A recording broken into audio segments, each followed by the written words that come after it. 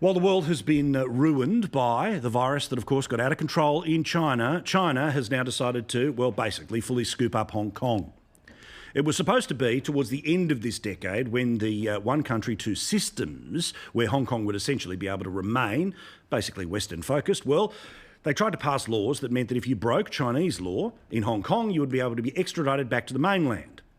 Remember, some of the crimes that you would be able to be extradited for would be things like cheating on a university degree, where, of course, protesting is something that results in a 10, 20, 30-year fine, a jail term, where execution, where the death penalty is very liberally used in that particular country.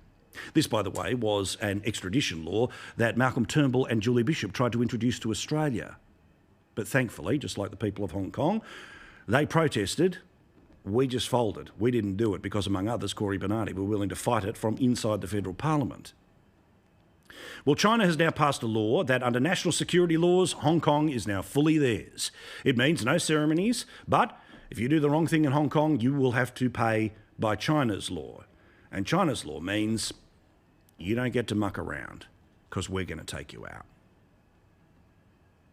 The national security legislation, which was announced here in Beijing last week. And this is a pretty sweeping national security law which would ban all sorts of things: secession, subversion, foreign interference, terrorism, and any act that might endanger national security. Now, here on the Chinese mainland, those same sort of national security laws exist, and they're routinely used to silence critics of the Chinese Communist Party. And the fear for Hong Kongers is that the same will happen in Hong Kong, which has a different system.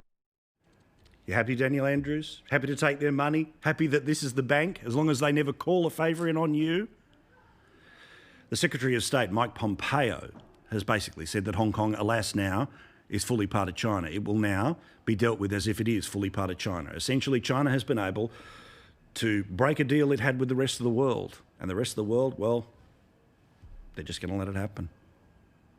This is not a good moment for Hong Kong. It's facing challenges on a number of fronts. The State Department, the Secretary of State, Mike Pompeo, every year has to tell Congress whether he believes that Hong Kong is still politically autonomous from China, from Beijing.